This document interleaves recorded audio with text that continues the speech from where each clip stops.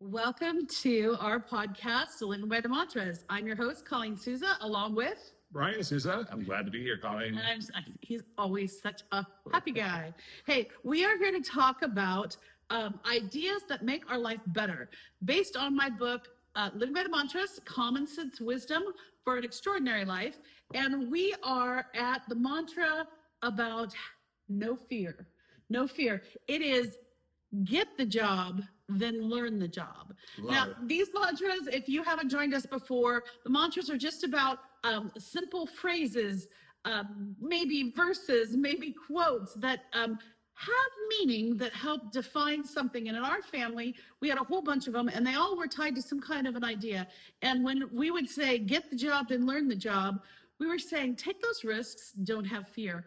And it's about a mindset, really. Yeah, really. Well, everything is about a mindset, really, in life. But this mindset was about the fact that sometimes we can take a bit of a risk because there's something we really want to do or something we really want to try, and then figure it out as we go. So today's episode is called Taking a Leap of Faith. Love it. Taking a leap of faith has a lot of different meanings. And it's not always knowing what's going to happen. The outcome is hopeful, but maybe you don't know for sure exactly how that outcome is going to be. But anything truly worthwhile, it's going to include some effort. And that effort is, part of that effort is risk. Part of that effort is overcoming the fear involved with the opportunity, because we all try things. We don't know how they're going to go. Exactly. The whole idea, like the shirt on today, it says faith over fear. So faith is going into the unknown with a belief. A belief that you can do it. Yeah. A belief that you're going to be able to make it. Absolutely. So there's a lot of times in the world that we live in where there are people in positions that are supposed to analyze risk, or that level of risk. And in the business world, the position is called risk management. And we all do it at some level, but we're going to take this to that kind of business conversation, being that we're business owners also. And Brian, describe it, being the actual man with a business degree. What is, when the business world looks at risk management, what is that? Well, the idea is that there's risk involved in everything that you do. And as a business owner, your job is to mitigate the risk. I mean, trying to minimize risk to as low as possible, and understand that you really can't eliminate it completely, but you need to put things in place that will protect you as a business owner, protect your employees, protect the consumers of your products and the things that your services that you're doing. And at the end of the day, insurances are in place for things like that. There's product liability and responsibility that's in place as well. And a job of a business manager is to try to mitigate that risk as effectively as possible, so that the outcome is a win-win-win situation for all parties at the lowest possible cost. Okay, so in business, it's going to be a lot about costs. So we're going to talk about the fact that risk versus reward. A business is going to take a risk if it's going to bring profit. Yep. Okay, so let's bring that back down too, because if you follow Living by the Mantras at all, we look at it as for businesses, we look at it for individuals. We also look through the paradigm or the scope of parenting quite a bit. So parents are risk managers. Would you agree?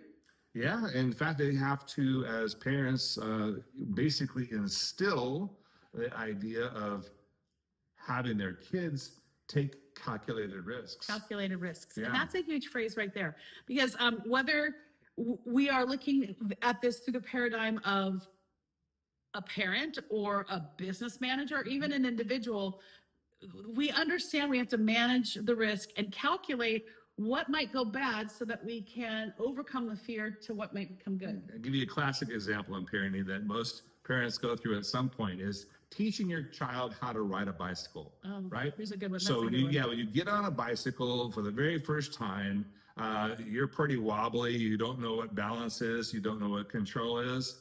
A lot of parents, they in today's world, they pad everything. They pad the head, the shoulders, the elbows, the knee pads, and they've got everything padded. They've got training wheels on, and they slowly push the child, 1 mile an hour. Really the child is learning a little bit, I would say, but probably not. There's not a lot of risk involved there, and they're not really managing their risk very well, and not teaching the child, which is the most important thing, to manage the risk themselves. Because at some point, Colleen, the training wheels have to come off, and that child needs to ride on their own. Yeah. And so in our day, we got pushed right away with no helmet or anything, and we kind of fell down and got back up and tried again. And there's been no brain damage along Yeah, no brain damage. We survived it. You know, we had no brain damage along scars the on way. the elbows and things to prove it, but we figured out immediately, because the risk was greater, how to control the bicycle, how to keep that balance. Right. There is a risk reward, and so those are the two extremes. Really, there's probably a happy medium somewhere in the middle, to do it the right way. But at the end of the day, as parents, we want to make sure that we are mitigating the risk for our children, but at the same token, empowering them to be successful human beings. So let's take it. We've got those two extremes. Let's give some examples that we can talk about from our own lives. Like I'm going to do a professional example that immediately comes to mind, and I'm going to ask you to do one. So be thinking while I'm talking here. Okay. Because there's a lot of times in my adult life, or our adult life, because since we've been married 36 years, and a lot of we growed up together. Going on 37 Yeah. We adulted together. The bottom line is, I can think of a couple of different circumstances in the real estate company that we've run. If you haven't tuned in before, and I'm not trying to be overly repetitive, if you listen to us all the time, we run a real estate company, and it's a business. And so there are times where we have to make a decision if we're going to do something that might be a fiscal outlay of money that we're going to put forward, or even to try a new way of doing things that could, I mean, everything is about that bottom line, right? You want to make sure that whatever we're doing is going to bring that income back. So, that we're not going to lose money on something. And I think about, like, we've thrown lots of events over the years. We're about building this real estate family in our business. And there have been a few times where we've done some events or outreaches that have been riskier than others, because they require an outlay up front from us financially. And you're thinking, okay, is this gonna pay itself off? So I can think of a number of client events, for example. I know one of the big ones. $10,000 on a client event, and you're wanting to treat your clients right, reward them, thank them for their business, and those kinds of things. But then you're hoping at least the way we run our business, that we're going to get a referral back of, oh my gosh, my cousin wants to sell their house. Oh, my mom wants to. Oh, my brother wants to. Oh, my guy that I work with at work wants to. So you're hoping that there'll be some financial return in that. In the same way, one of the biggest risks I think we both took over the years was even opening full-time our real estate business. Right. We both had different businesses that had steady paychecks. Something about owning a business, and especially when it's commission-based, is there's risk. There's risk in when you're going to get paid and how you're going to pay your bills. And when we first and both left our jobs, for me, it was leaving the classroom almost 16 years ago now. That was a nice steady paycheck with summers off and a very steady schedule and a respect I'd earned in the world of education. And there was a risk. There was a risk in stepping away from all of that. But the potential, to mitigate that was that what he, at the time, he was the one that was selling the real estate, what he could potentially make if he had someone assisting him. And then over time, be in two places at once. Yeah. And then me eventually getting my license and being able to also do the same thing. And we ended up 10Xing our business because of that risk that we took and overcoming that fear of what will it be like if. And so that's one business one. And eventually, initially for you to even jump into real estate. People may not know this, but the average realtor sells somewhere between 7 and 12 homes a year. So the average realtor basically almost one a month. The failure rate is almost 85%. Nobody I shouldn't say nobody. Only 15% of realtors survive more than 3 years. And when you describe the risk and reward, it's an easy career. Let me describe how easy it is. I knocked on 1,000 doors when I first got my real estate license to get the very first person that said, yes, I think I'll sell my home. And it took me about a month to do that, so I didn't get paid that month. Then put the home on the market, and another month passes, and it gets in escrow. That's 2 months without getting paid. Finally gets in escrow, and it closes 30 days later. There's 3 months now, and I made a commission. Well, in the meantime, there's no other business to be had. So you're hoping that at some point in the future, someone's going to buy or sell a home or refer you. And we decided together that we're going to be very old school and not do any internet marketing or anything like that. We're going to just advertise homes and let word of mouth build our business. And it's a very old school way of thinking, like a farmer, where you plant the field and it takes a long time to grow. You really don't harvest the crop year one or maybe even year two. But 22 years later, all of our businesses are referral, and we're some of the top real estate agents in the entire country, all by word of mouth. Yeah, so there's risk we had to take to have this success. Well, I'm going to turn this back to, that's a business example. And if you're a business owner and you're thinking of, well, gosh, sometimes you've got to take the risk to see your business grow. Maybe you're doing business at a single location, or you're just doing something that might be internet based and you want to, have that grow, whatever it is. What he didn't say is we did over time do advertising, and we did have to put money out there to treat those clients with respect and love, so that they return the reciprocity of returning referrals our direction. There was risks to be taken, and those are scary, especially when they're about your bottom line. But I'm going to step back too and say that this isn't always just about businesses and growing. There's risk in our parenting. Yes. And I know that there have been a few times where we have been thought of as a little crazy with our kids because we were the tough parents. We were the tough parents, but we also allowed our kids to do things like, when Tim was in high school, he had the opportunity to do people to people student ambassador. And he was in junior high when he did that one, and he went overseas. There was risk letting our kid climb on a plane with a group of people that, we had some time to develop relationships with and get to know, but we're sending a 13-year-old off around the world. Same thing happened when he got to do a leadership summit in Washington, D.C. in high school. And then he went off for a year with Rotary Exchange, a gap year in Spain before he started college. The risk was that he was completely out of our hands. There was nothing we could do. And to trust that he would make great decisions outside of being under our control. Or that the damage could be mitigated if he didn't. Right. And I mean, and it's the same thing. I'm going to say that we did that with Julie. Yes, we did. Yeah. She went to people, and then she went away to New York City to college. She went to China first. Yeah, that's people to people. Yep. And then scary. We let our sweet little 18-year-old daughter go to school in Manhattan. Yep. And we live in California. That's a long ways away. There was some serious risk and worry. Keep your head up, your shoulders back, and walk straight. and be determined, be intentional. Yeah, walk with a purpose. And she did a trip in high school with a group from school to go to Europe. And well, she actually lived in Milan for a year too. Well, then in college she did live in Milan for a year. But I was thinking in high school she went on that one trip to Europe. Remember with? That's right. Yeah. Yep. And then Gracie's done all kinds of risky things. If you ask me, well, she was only in junior high. The same teacher that took Julie on the trip to Europe, that headed that, her daughter was Grace's age, and she wanted to have somebody her daughter's age be on the trip. So we sent Grace in junior high to Europe with that group, and she went off to college. And, as we sent our kids away, there's risk as parents when you let them do things that you cannot control, but you have to mitigate that risk by making sure they're prepared. Yeah, faith over fear, right? And train them and do things. But faith and belief that they're going to be responsible, they're going to make good decisions, and they're going to make great choices. And 2 of them are completely out of college and now and doing their careers, and they take care of themselves and their lives, and they're doing great. And that is because they learned how to do that. And then the 3rd one so far is still alive. Yeah, she's doing great. Gracie, we love you. You're doing great things, and she's in college, and so just moved into a house this weekend. Yeah, so we know that those things do pay off. So how does another part of risk is beyond that risk management idea is the concept of following our heart. Good point. Okay, following our heart.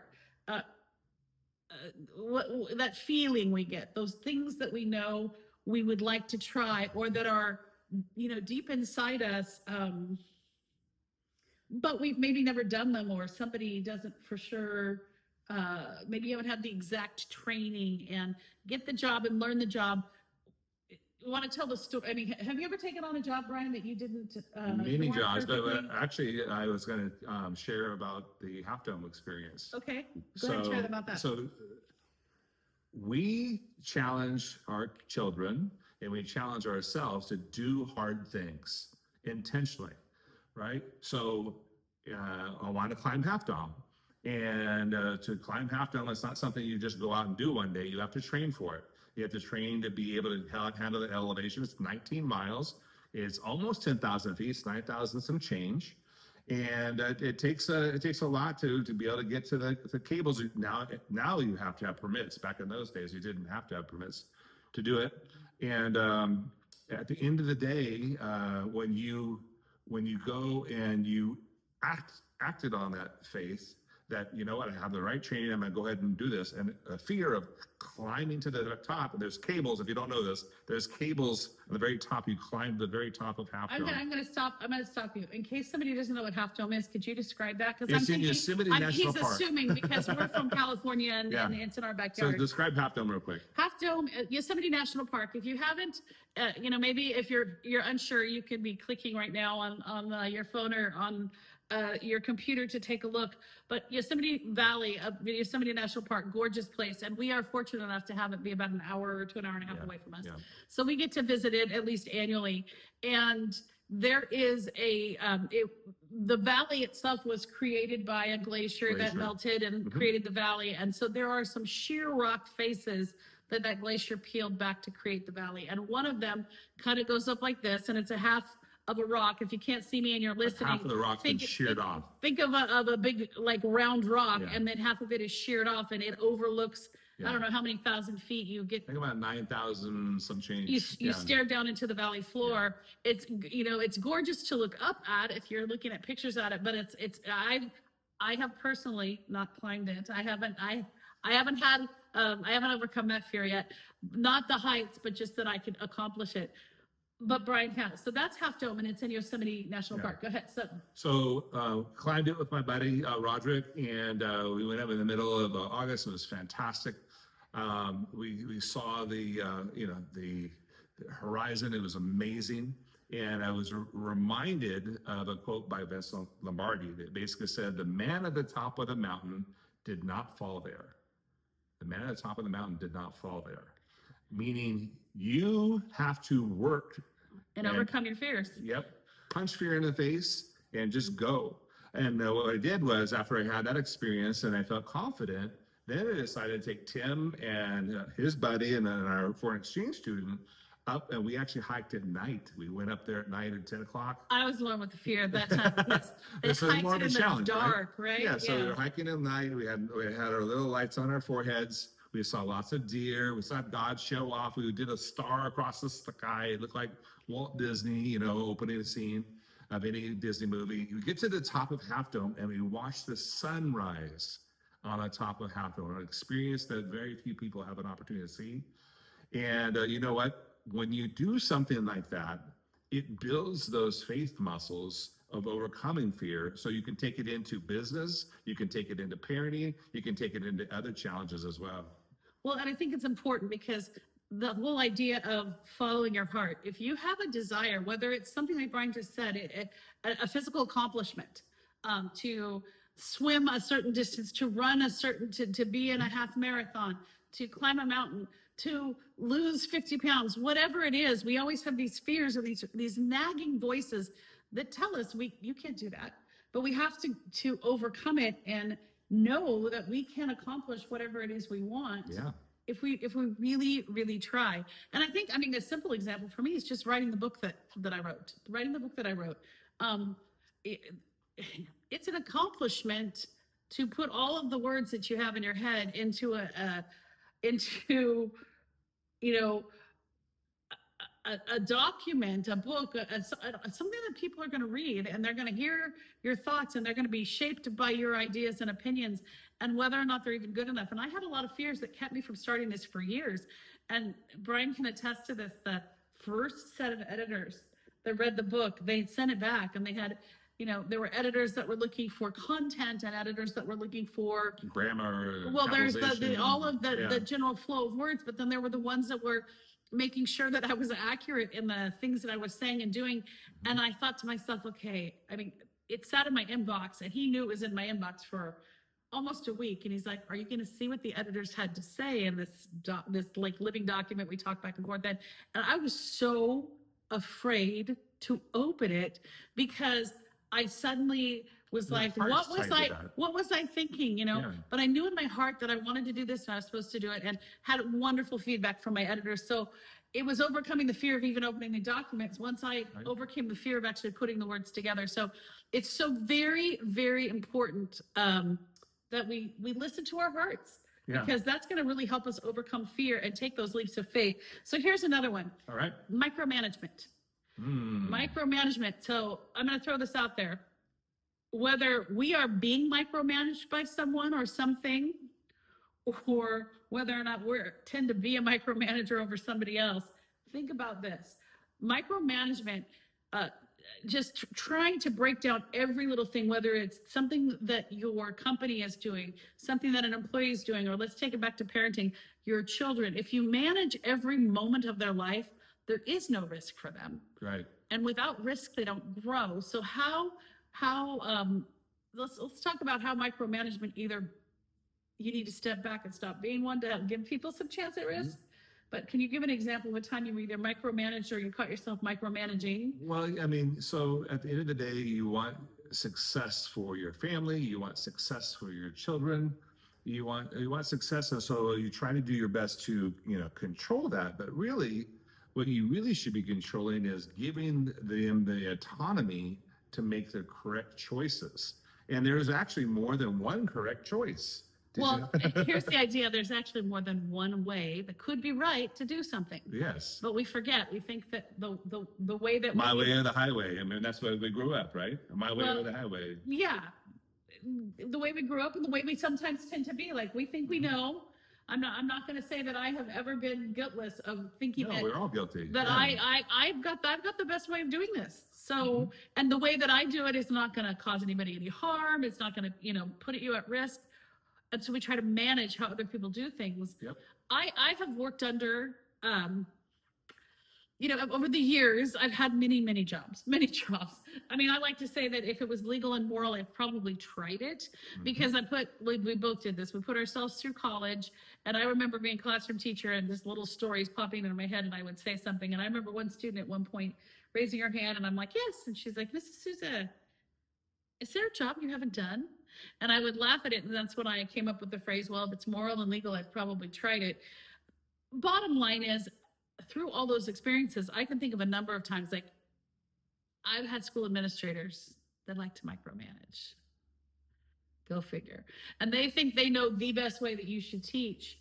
And they know the best way you should do whatever it is. And maybe they do and maybe they don't. Maybe there's more ways to do it.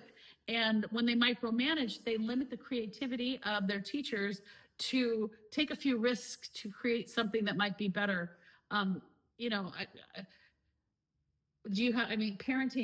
there's times where I know you were probably micromanaged a whole lot more than me. You had very strict parents. Yeah. And can you think of an example of something where you're like, if I could just try it this way? Well, I mean, so to back us up a little bit, we've been out on our own since we were 18 years old. And had my own apartment. Colleen had her own place as well. We met in college. And, it's like, okay, when you move out, in today's world, the parents help out. Back then, the parents had zero help. So you had to get your own power, your own, there was no internet, your own, phone bill. By the way, I wanted to stop and take a moment and think about how life was easier. We had to get power. Yeah. And our phone. Yeah, and our phone, and then the trash service, and all that kind of insurance on a but property. But sometimes we didn't even get insurance. It was a whole lot easier. Yeah, there was no, computer to find it. I just had a moment. Before you were like reviewing cell phone plans. So basically, you left home with your clothes and a suitcase. That was about it. And so, to furnish an apartment, it was basically going to Salvation Army and those kinds of things. So going back to what you were saying, how does that tie in? Yeah, how does that tie in with micromanagement? Well, today's world, parents are like, this is how you move out. and I will help you with this, and I'll help you with your rent, and I'll set up this for you, and I'll do that for you. And they're trying to be helpful, but at the same token, they are not giving the kids the legs they need to stand on their own accord. Do something fearful. Like Yeah.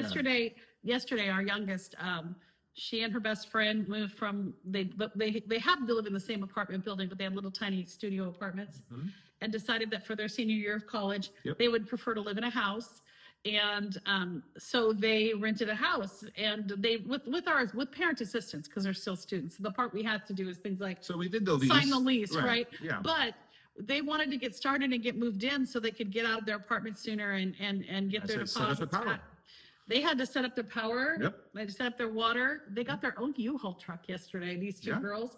Figured And it out. by the end of the day, they're taking pictures and sending to us, the basics out of their apartment that are already moved in. And we're like, well, wow, that was, but I It was know. impressive. that It was impressive. They're problem solving. Well, they were. And I know that at the beginning, my daughter's like, well, how do we get it from the apartment to the house? I'm like, I don't know. There was this fear of, well, I've never rented a U-Haul before. So I said, well, you pick up the phone, you call them.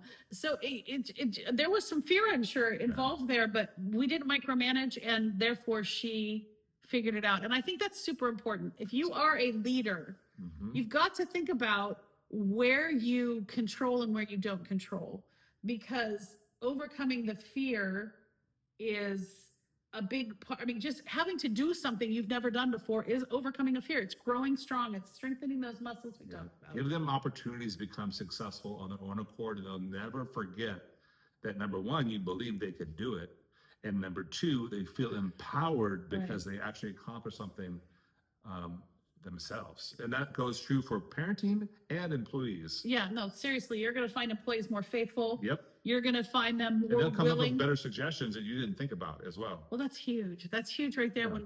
when we give people a chance to share those ideas. So that's huge. Not being a micromanager, or if you're living under micromanagement, what things can you do to step out and give yourself the opportunity? Because stepping away from that is fearful in and of itself. Like, if I change this job, or if I stand up for myself in this situation, I don't know, but you'll grow stronger because you do give yourself that opportunity to think for yourself. And if you're in a position at your job where you feel trapped, know there is a way out. There's always a door, there's always a window, there's a way out. I'm going to share a quick story about me becoming a father. So I'm not going to name names or name businesses, but I will share the scenario. So we were in the hospital, and Took a few hours for me to have a baby. Right. So he hadn't slept. So I haven't slept all night long, and I call in to work, and I said, I'm not going to come into work today because I'm gonna press pause here, just Yeah. have to. If you are under the age of 30, or maybe even around the age of 30, you don't understand this piece right here. The ideas of fathers, yes, partners having Time off. any time off when the Didn't baby was exist. born didn't Yeah. exist. Just have to go back to So- the 90s. Yeah. Anyways, right. go ahead. This is the 90s. So so I call in and I say, hey, I haven't slept for, and it was like 36 hours or something like that. And I needed to take the day off. And the manager I spoke with on the phone, this is the exact words I quote, do you want your job, Brian? And I said, well, I just became a father and I have no sleep. And her response to me was, well, you're number 3 in the company. There's no one that can replace you. And we have customers waiting for you today. And I said, well, I'm not coming in. She goes, well, you might not have a job. And this is the actual phone call. And I said, tell you what, you do what you need to do, and I'm going to do what I need to do and get some sleep, and we can chat about it tomorrow. Goodbye. Click. And so at the end of the day, why did I do that? I did that because when you feel like you're not being valued, there's really no way out other than leaving, right? So if you're in a position like that where you feel like you need to move on, just move on, because you can always have better choices. And long story short, I walked into the business the next day and she said, oh, you decided to show up? And I said, yes, I actually got rest and I'm here. Okay, great. You got a nice little demotion. Over here's your desk now. I'm like, okay. So I didn't last at that business, I can tell you that. But I can tell you that it felt empowering to actually say, here's the line that I'm not going to cross. My family comes first. So sometimes that's a fear you have to overcome. Yeah, you have to overcome to that. take care of yourself. And Yep. it's hard. And I mean, some of your listeners are going, well, good for you. We were broken, young, and poor back then, but you know. We could barely make our rent payment. Yeah, but the bottom line is, Being it's brand something to parents. think about. It's a mindset to take care of Yeah, it is a mindset. yourself. 100%. So here's the last little comment about taking leaps of faith. And that is, there's a lot of times where people sort of try to pre-decide the outcome. Okay? Of whatever it is. Because they're all knowing. Right? Or you yourself try to pre-decide the outcome and you limit yourself because of it. I tell a story in the book, and so you got to read the book for all the details. But when I first went into education, I had what they call an emergency credential here in California, and I was finishing up my full credential work. It's just all of those classes you have to take to be certified as a teacher. And with an emergency credential here, I could do a long-term, what they call a long-term sub. And so that's what I had been for most of a school year. And so I'd finished my credential up, and in the process of finishing my credential, I had this newfangled laptop. Now, mind you, that laptop was this big fat IBM ThinkPad thing that was heavy. And it was his from his school site. And so I borrowed it, and I would sit and I would play, and I created a resume for myself using this thing called PowerPoint. And so I was just this brand new software yeah, called PowerPoint. I thought it was pretty nifty. So when I got a call for an interview for a job, and I won't give you all the details, I took this PowerPoint in there and I decided, what the heck, I'm going to show it off and use this. It happened to be that they were and this was like a week before the school year started. They were hiring a new teacher to be on staff because they'd had this new. This is in the 90s too, by the way. This is back in the 90s, big fat old laptop. They were starting this new laptop immersion classroom, and the teacher who had agreed to do it left the school. And so this principal was just trying to hire a staff member so she could look amongst her staff of experienced teachers and figure out who might be able to do this new high-tech thing they promised. And who walks in the door with a high-tech resume on a PowerPoint but me. And she offered me the job. And she asked me if I could do it. I said yes. Because I desperately wanted to work at this school. Get the job, learn the job. I got the job and then learned the job. And that's where that phrase came in our family, because there was a heck of a lot of fear. Because I went home and I said to my sweet husband, you got to teach me a whole lot more, because I just agreed to do this every single day. And here's this tech business guy that's like, oh yeah, like, oh, okay. Got the job, learned the job. I didn't decide what the outcome was going to be. And I'm going to tell you right now, it launched a whole career for me. I became a technology person for our school district over time. Basically created a laptop program for the district. I worked alongside of a lot of other people. I'm not going to take credit for it, but I was a teacher that helped guide that ship for a while. And I believed in my ability to overcome the fear and overcome the risk and do it. I did not pre-decide the outcome on that. And it ended up being of great success. Can you think of a time or a story of somebody predetermining outcome? And because Henry Ford had a quote, okay? He's a lot of wisdom in this, actually. An industrialist and entrepreneur. He said, whether you believe you can or you can't, you're right. Whether you believe you can or you can't, you're right. And I think there's a lot of profoundness in that, because you predetermine the outcome by the confidence or the willingness you have to take the risk. Yeah, so when you think about that phrase for a second, think about whether you believe, that's the faith part. You can or you can't, you're right. So that belief, that faith overcomes the fear and doubt, because we are our own worst enemy. And I'm not sure I can do it. I'm not sure I'm trained. I don't know how to do the PowerPoint. I don't know how to do that job. Will I have a job tomorrow? All those kinds of things. At the end of the day, they're in our mind, and we're fighting our own thoughts. So the belief of having faith that you can make it possible. You could make a difference. And there's only one of you in the whole world, and you're the one making a difference. And not predetermining what your outcome is, because when you do, you're sometimes living in fear instead of allowing yourself that experience. And I think that's huge. As we share this, Brian and I launching our life soon, our own home that we, if anyone that knows us, we spent the last 6 years pretty much building a home from the ground up that was existing. Like Down I to should the say, studs. we tore it down. And This room was down to the actual foundation. where we're sitting was concrete, but we've rebuilt this old house, and we've built this beautiful dream home that we honestly thought we'd like die in. But then experiences in life and circumstances have changed, and we're making great changes. But the crazy thing, and I think that not predetermining our outcome, not micromanaging our life, putting a little risk management in place, and having faith. Yeah, here. Following our hearts, really, that part's a bit big. We have our house on the market, and when it sells, we have decided to take an entire year. 1 year. And travel.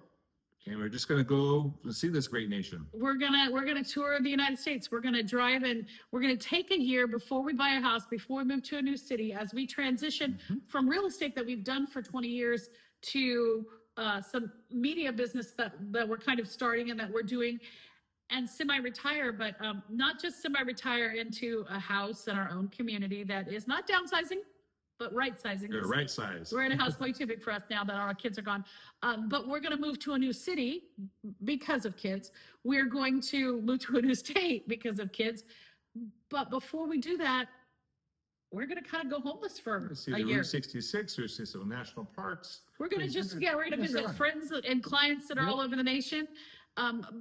But there's a lot of risk in that. There's a lot of risk in it. We've had different backdrops. It won't be this brick wall. This will change over time.